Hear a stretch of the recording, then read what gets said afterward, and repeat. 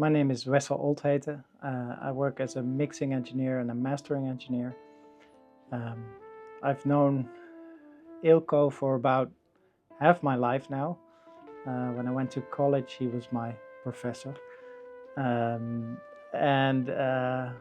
Yeah, I learned a lot from him. Not necessarily how to mix or to master, but how to listen to things and how to take a critical approach. And that has served me well throughout the years, I'd say. And then after some time, we kept in touch after college, and I learned about Eelco's equipment manufacturing, and obviously I was keen to try it out. And then he built this speaker, which was quite a special creature. So he brought it to my studio, and at that time I was reviewing a lot of different speaker models. I did also reviews for magazines, and I was just very curious about what was out there.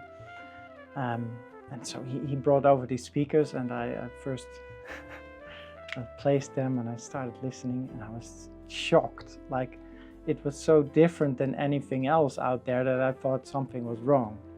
I told him, like, I don't think this is exactly right what you've done here, and where's the bass? And I didn't get it at first. But then, I started working with them and listening to my own work on those speakers. And I started noticing every little nook and cranny in the music, and also in the manufacturing of like the soundscape that the music is housed in.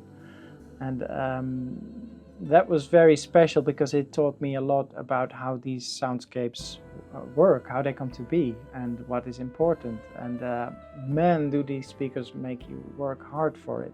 It's not always it's not always so nice listening to something that isn't finished yet on those speakers, because it's so ruthless, it's just blatantly in your face what is wrong with it. And also, a lot of music that I quite enjoyed for other reasons, just, it felt a bit disappointing listening to it on those speakers.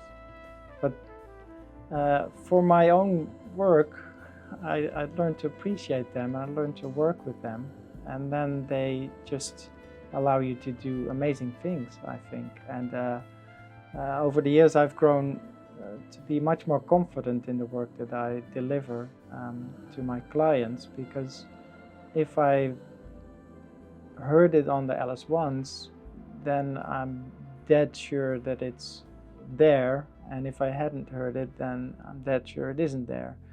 And I think that's the philosophy of any good mastering engineer, is you take the system that is most transparent available to you, and if you get the music to gel just right and to have the maximum amount of resolution on such a system, you can be sure that it's able to cope with the rest of the world. So any degradation on another system, I mean, it will suffer for it, but it won't be in the way of the music that much. So you have to have some sort of a yardstick, basically, the very best you can get in terms of resolution. If you manage to make it sound like music on such a system, so that it's connected, it's coherent, it's spacious, it's breathing, then usually it translates very well to the rest of the world. So that's my connection to the Grimm company. And over the years, the system has improved, and that's what I also like about them, that it's never really finished. There's always something that you can look into a bit deeper, and that sort of correlates to how you, or at least how I approach my work. It's never done. A record can be done, but I've never found like the complete solution, like how does it work? No, there's always something that you feel can be improved to the experience, or that you want to try to do in a different way another time. And I think that's also what they are doing here in terms of equipment design and testing, manufacturing. Yeah, and I feel very privileged that I could get to hear like the first designs and sometimes get asked for my opinion on them. Yeah, that feels very special.